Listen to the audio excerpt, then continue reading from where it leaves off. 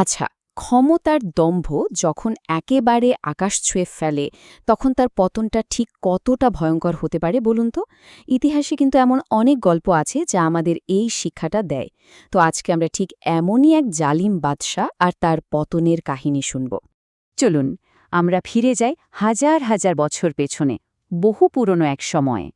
প্রাচীন মিশর, ভাবলেই চোখের সামনে ভেসে ওঠে সোনালি বালি, পিরামিড।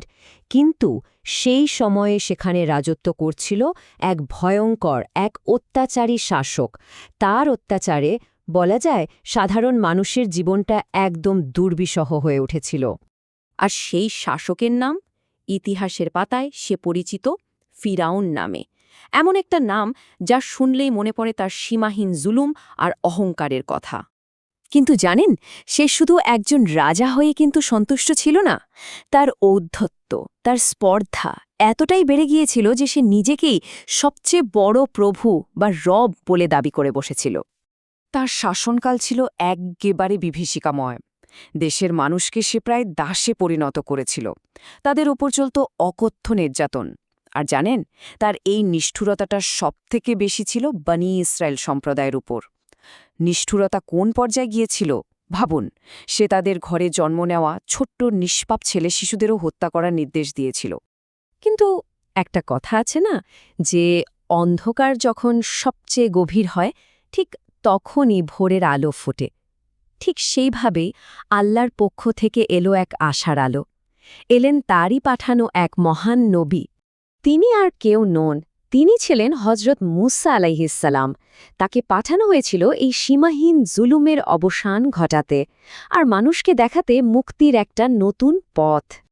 আর তার উপর যে দায়িত্বটা দেওয়া হলো, সেটা ছিল বলতে গেলে প্রায় অসম্ভব একটা কাজ। সেই অহংকারী ফিরাউনের সামনে সোজা দাঁড়িয়ে তাকে এক আল্লাহর কথা বলতে হবে, বোঝাতে হবে কোনটা সত্যের পথ।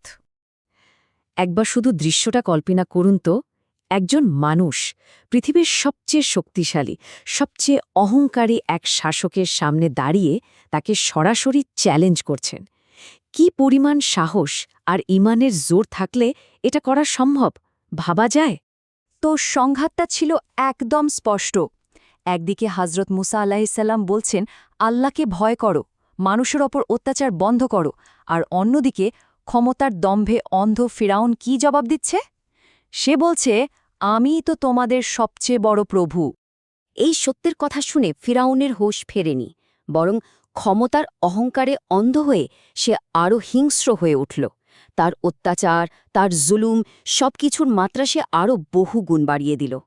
অবশেষে একটা সময় এলো যখন ফিরাউনের অত্যাচার সব সীমা ছাড়িয়ে গেল। আর ঠিক তখনই হজরত মুসা আলাহিসাল্লামের কাছে আল্লাহর পক্ষ থেকে চূড়ান্ত নির্দেশ এলো। মুক্তির পরিকল্পনাটা ছিল একদম পরিষ্কার।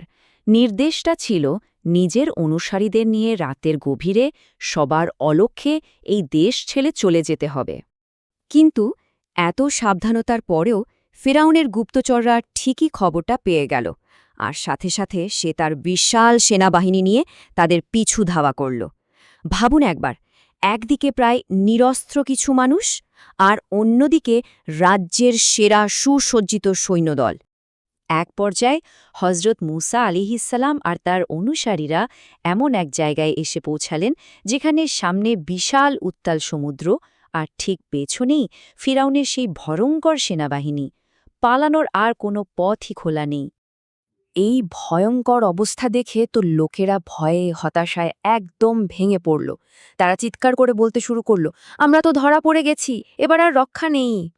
কিন্তু যখন সবাই সব আশা প্রায় ছেড়েই দিয়েছিল, ঠিক সেই মুহূর্তে হজরত মুসা আলহিসাল্লাম আল্লাহর ওপর পার অটল বিশ্বাস নিয়ে গর্জে উঠলেন। তিনি খুব দৃঢ়ভাবে ঘোষণা করলেন, কখনোই না, আমার রব, আমার আল্লাহ আমাদের সাথেই আছেন। আর ঠিক সেই মুহূর্তেই ঘটল এক অবিশ্বাস্য, এক অকল্পনীয় ঘটনা। আল্লাহর নির্দেশে সেই উত্তাল সমুদ্র মাঝখান থেকে দুই ভাগ হয়ে গেল। এটা এমন এক অলৌকিক দৃশ্য ছিল যা মানুষের কল্পনারও বাইরে।